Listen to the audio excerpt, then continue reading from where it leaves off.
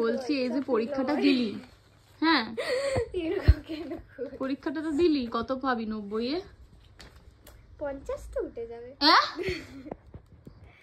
না একটু আগে কি বলছিলি, এক তো পাবোই, এক তো দেবেই।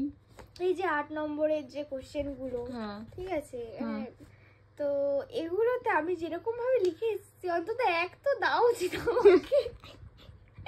ওটা কটা লিখতে হতো, একটা না দুটো? একটাই। ও 8-এ 1 পাবি তুই? অন্তত এক তো দাও উচিত। না লিখে তো এসেছি আমি, ছাড়ি তো নি। কটা লিখতে বলেছে, একটা জায়গায় বলেছে 16টা লিখতে, 16টা লিখে এসেছি। ঠিক না ভুল সেগুলো সেটা ভগবান জানে। না না ম্যাম জানে, ম্যাম দেখে বলবে না। জানিস না কি জানি, আমার লেখার কাজ আমি লিখে চলে এসেছি। ম্যামের কথা হচ্ছে আমি লিখেছি মানে আমাকে 1 নাম্বার তো দিতেই হবে।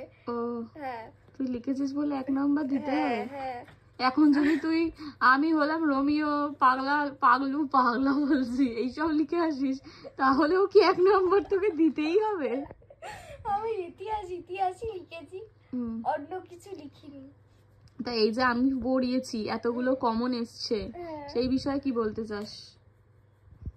তুমি মানুষটা ভালো। ও বাবা, আমার হাতে করে আলু কাবলি এনেছে আমার জন্য। তোমাকে খাওয়ানোর জন্য একটু। তাহলে 90-এ কত পাচ্ছিস সেটা বল। বললাম তো 50 করে যাব। আবার সেই আমি বলেছি আমার 5 চাই না, আমার এবার ভালো নাম্বার চাই। ঠিক আছে, ভালো নাম্বারই তুলেছি। ব্রড কোশ্চেনে একটু ডুবিয়েছি হয়তো, কিন্তু শর্ট কোশ্চেন ভালো নাম্বারই তুলেছি। শর্ট কোশ্চেনই বেশি আসবে, আমি তো বলে গেছিলাম। আমি এটা করি, তুমি আলু কাবলি খেয়ে নিচ্ছ আমার। তাই হোক, একটু ঘুষ খাওয়ানোর জন্য আলু কাবলি নিয়ে এসেছিলাম।